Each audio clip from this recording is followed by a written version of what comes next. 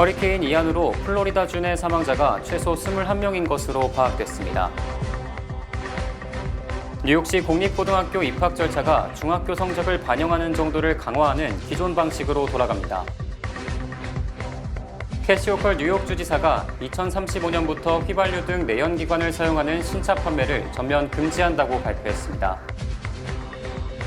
조 바이든 행정부가 학자금을 빌려준 민간업체 등으로부터 소송당할 우려 때문에 학자금 대출 탕감 정책의 대상을 축소했습니다. 이상은 TKC 뉴스데스크 오늘의 주요 소식입니다. 시청자 여러분 안녕하십니까? 9월 30일 금요일 TKC 뉴스데스크 첫 번째 소식입니다. 허리케인 이안으로 인한 플로리다주 내 사망자가 21명인 것으로 파악됐습니다. 플로리다주는 오늘 오후 1시경 허리케인 이안으로 인한 사망자가 21명으로 집계됐다고 밝혔습니다. 이안이 지나간 후 주택은 산산조각이나 쑥대밭이 됐고 가스 폭발과 누전으로 곳곳에서는 불길이 치솟았습니다. 다리는 끊어지고 도로는 주저앉았으며 부두에 정박해둔 요트들은 숲속이나 주택가 한가운데까지 끌려왔습니다. 하루 동안 플로리다주에 쏟아진 비의 양은 300mm로 일부 지역에선 450mm가 넘어 현지 언론은 천년에 한 번 있을까 말까한 폭우라고 전했습니다. 한편 4등급까지 올라갔던 이안은 어제 열대 폭풍으로 약화됐지만 오늘 오전 사우스 캐롤라이나주로 상륙하기 전 대서양을 거치며 다시 허리케인급으로 세력을 회복했습니다. 이에 따라 사우스 캐롤라이나는 선제적으로 비상사태를 선포했으며 저지대 주민들에게 이동을 권고했습니다. 사우스 캐롤라이나는 오늘 오전부터 허리케인 이안의 영향권에 있었으며 이안은 오늘 늦게 캐롤라이나를 빠져나갈 예정입니다. 뉴욕과 뉴저지주에는 주말 동안 영향을 미칠 것으로 관측됐으며 허리케인 이안의 영향권에 들어서는 주말 동안에는 강한 비바람이 예상됩니다. 뉴욕시 공립고등학교 입학 절차가 중학교 성적을 반영하는 정도를 강화하는 기존 방식으로 돌아갑니다. 29일 데이비드 뱅크스 뉴욕시 교육감은 시 전역 공립고등학교의 입학 절차를 성적이 상위 15%에 속하는 학생들에게 학교 배정 우선권을 주는 방식으로 변경한다고 발표했습니다. 해당 학교는 시 전역 100여 개 고등학교로 개별 입학 절차를 시행하는 특목고 등은 포함하지 않습니다. 내년도 고등학교 입학은 중학교 성적을 바탕으로 학생들을 그룹으로 나눈 후 상위 그룹 학생에게 선호하는 학교에 갈 수 있는 우선권을 부여합니다. 즉 해당 학교에 지원한 그룹 1의 모든 학생이 선발된 후 남은 자리가 있을 때 그룹 2에 속한 학생이 기회를 갖게 되는 것입니다. 새로운 기준에 따르면 그룹 1은 중학교 7학년 성적이 평균 90점을 넘고 학교 내 상위 15% 또는 뉴욕시 전체 상위 15%인 학생으로 구성됩니다. 그룹 2는 평균 80점 이상이고 학교 내 또는 시 전체 상위 30% 이내, 그룹 3은 평균 70점 이상으로 학교 또는 시 전체 상위 50% 등입니다. 새로운 방식이 적용될 경우 최우선 순위에 해당하는 학생의 비중은 20% 내외가 될 것으로 알려졌습니다. 올해 고등학교 지원은 10월 12일, 중학교 지원은 10월 26일 시작되고 학교 배정 결과는 각각 내년 3월과 4월에 발표될 예정입니다. 캐시 호컬 뉴욕 주지사가 2035년부터 휘발유 등 내연기관을 사용하는 신차 판매를 전면 금지한다고 발표했습니다. 호컬 주지사는 29일 기자회견을 열고 2035년부터 배출가스 제로인 신차만 판매하도록 하는 법안을 시행할 것을 주 환경보호국에 지시했습니다. 이에 따라 호컬 주지사는 2035년 이후 뉴욕주에서 판매되는 모든 새로운 승용차, 픽업트럭, 스쿨버스 등은 전기차여야 합니다. 주정부는 이 목표에 도달하기 위해서 2026년까지 신차의 35%, 2030년까지는 신차의 68%가 전기차로 전환돼야 합니다. 호컬 주지사는 또 뉴욕 주민들의 전기차 구매를 지원하기 위해 드라이브 클린 리베이트 프로그램에 $10,000를 추가할 것이라고 밝혔습니다. 이는 차량 한 대당 약 $2,000의 지원을 받게 되는 것이며 이미 7만 건 이상의 지원이 이뤄졌습니다. 호컬 주지사는 전기차 전용 급속 충전기 설치 계획 또한 발표했습니다. 이에 따라 이미 뉴욕주 전역에는 지금까지 100개의 급속 전기차 충전기가 설치됐지만 앞으로 더 많은 충전기가 설치될 예정입니다. 조 바이든 행정부가 학자금을 빌려준 민간 업체 등으로부터 소송당할 우려 때문에 학자금 대출 탕감 정책의 대상을 축소했습니다. 연방교육부는 29일 홈페이지에 올린 개정 지침에서 연방정부가 보증한 학자금 대출을 받았더라도 그 채권을 민간이 보유한 경우 탕감 대상에서 제외한다고 공지했습니다. 당초 연방정부는 연방정부가 보증한 민간대출 프로그램을 통해 학자금을 빌린 이들도 사설대출을 교육부 대출로 전환하는 채무통합 절차를 통해 빚을 탕감할 수 있다고 설명했는데 이를 뒤집은 것입니다. 하지만 이에 대한 민간 대출업자 등이 반발하면서 소송 가능성이 제기됐습니다. 교육부는 이미 이 절차를 시작한 이들은 채무를 면제받을 수 있지만 새로운 신청은 받지 않겠다고 밝혔습니다. 24년차 뉴욕시 소방국 응급구조사가 근무 중에 칼에 찔려 사망하는 안타까운 사건이 발생했습니다. 퀸즈 아스토리아 49 스테이션에서 근무 중이었던 앨리슨 루소엘링은 29일 오후 2시경 점심 식사를 픽업하던 중 괴한으로부터 칼에 찔려 살해됐습니다. 용의자는 34세 백인 남성으로 경찰에 의해 체포됐습니다. 이번 사건은 묻지마 살인으로 용의자와 사망한 소방관 사이에 사전에 어떠한 접촉도 없었던 것으로 경찰은 밝혔습니다.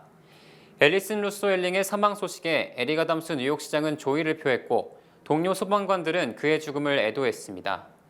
앨리슨 루소엘링은 9.11 테러 직후 그라운드 제로에서 가장 먼저 출동했던 소방관 중 한 명이며 다른 사람들의 생명을 살리기 위해 헌신해온 사람이라고 동료 소방관들은 증언했습니다. 한편 숨진 소방관 앨리슨 루소엘링은 은퇴를 6개월 앞두고 있었습니다. 연방의회가 2022 회계연도 회기 마지막 날인 오늘 임시 예산안을 처리해 연방정부 셧다운을 피하게 됐습니다. 연방상원은 어제 본회의를 열어 우크라이나 지원을 포함한 임시 지출 예산안을 찬성 72표, 반대 25표로 가결했습니다. 이에 따라 연방정부는 2023 회계연도 본예산이 아직 의회를 통과하지 못했지만 임시예산안 통과로 오는 12월 16일까지 전년도 예산에 준해 재정을 집행할 수 있게 됐습니다. 이처럼 연방상원이 어제 임시예산안을 통과시킨 데 이어 연방하원도 2022 회계연도 마지막 날인 오늘 이 예산안을 통과시켰습니다.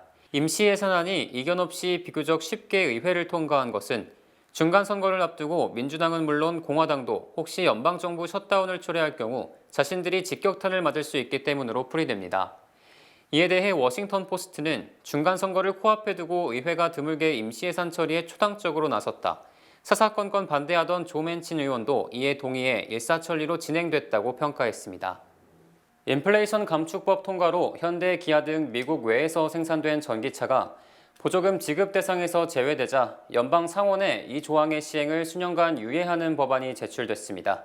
워싱턴에서 남승모 특파원입니다. 미국을 위한 합리적인 전기차 법안이란 이름으로 미 상원에 제출된 법안의 핵심은 보조금 조건의 한시적 적용 유예입니다.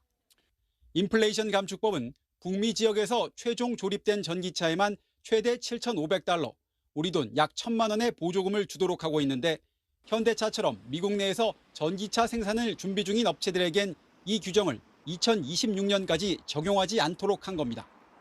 현대차 공장이 들어설 조지아주의 라파엘 원옥 상원의원이 제출한 법안으로 현대차 공장은 오는 2025년 완공 예정이어서 법안이 통과될 경우 불이익을 피할 수 있습니다.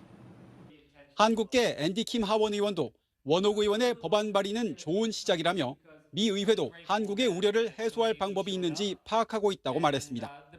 바이든 미국 대통령이 연일 메이드 인 아메리카를 강조하는 상황에서 법 개정이 가능하겠느냐는 질문엔 이렇게 답했습니다. I don't want anyone to interpret the idea of made in America to mean that would ever try to fully close the door on Korea or any of these strategic partners. 앤디 킴 의원은 다만 자신도 모레부터 중간선거가 있는 11월까지는 워싱턴을 떠나 있을 것이라고 말해 실제 개정 추진은 중간선거 이후에나 가능할 것임을 내비쳤습니다. 워싱턴에서 SBS 남승모입니다.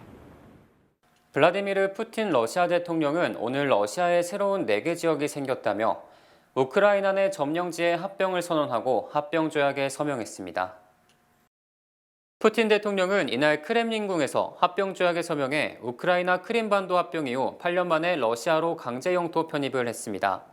이를 통해 러시아는 7개월째 이어지고 있는 우크라이나 전쟁의 명분을 확보했습니다. 우크라이나 전쟁 최전선을 자국 영토로 삼으면서 우크라이나를 상대로 총공세를 펼칠 수 있게 됐기 때문입니다. 푸틴 대통령은 모든 수단을 동원해 영토를 지킬 것이라고 강조했습니다.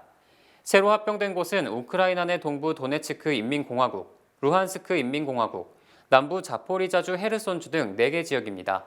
이들 점령지 면적은 우크라이나 전체 영토의 15% 정도입니다. 바이든 대통령이 러시아의 우크라이나 점령지에 대한 병합을 강도 높게 비판했으며 강력한 추가 제재에 나설 것임을 분명히 밝혔습니다. 바이든 대통령은 어제 남태평양 도서국과의 정상회의에서 미국은 절대로 우크라이나 영토에 대한 러시아의 주장을 인정하지 않을 것이라고 말했습니다. 바이든 대통령은 이 말을 하면서 절대를 뜻하는 never라는 단어를 3번 연속 사용했으며 푸틴 대통령이 주장하는 주민투표는 완전한 가짜며 결과도 모스크바가 조작한 것이라고 비판했습니다. 바이든 대통령은 우크라이나 국민의 진정한 의지는 국가의 독립을 유지하고 스스로를 지키기 위해 자신의 목숨을 희생하는 것을 보면 알 수 있다. 절대 독립을 지키는 것이 국민의 뜻이라고 강조했습니다. 한편 토니 블링컨 국무장관도 어제 별도 성명을 통해 미국은 가짜 주민투표의 결과나 합법성, 러시아의 영토 병합을 인정하지 않을 것이며 미국은 동맹 및 파트너 국가와 함께 러시아 침공에 맞서는 우크라이나 국민을 계속 지원할 것이라고 말했습니다. 영국 왕실이 엘리자베스 2세 여왕의 사망 진단서를 공개했으며 여왕이 중병을 앓고 있었다는 추측은 사실이 아닌 것으로 추정됩니다. 영국 왕실이 어제 공개한 엘리자베스 2세 여왕의 사망 진단서에 따르면 여왕이 질병을 앓고 있었다는 추측은 사실이 아니라는 데에 무게가 실리고 있습니다. 또 사망 진단서에는 여왕이 지난 8일 오후 3시 10분 사망했다고 기재돼 있으며 이는 영국 왕실이 서거를 발표하기 3시간 20분 전입니다. 특히 사망 시각을 감안하면 앤드류 왕자와 에드워드 왕자, 윌리엄 왕세자는 스코틀랜드 에버딘 공항에 오후 3시 50분에 도착했고 오후 5시가 넘어 벨모럴 성에 당도했으므로 임종을 지키지 못한 것으로 드러났습니다. 이 사망 진단서에는 사망 장소는 스코틀랜드 벨모럴 성, 평소 거주지는 영국의 윈저성으로 기재돼 있으며 여왕의 유일한 딸인 앤 공주가 지난 16일 사망 신고를 한 것으로 나타났습니다. 주요 단신 전해드립니다.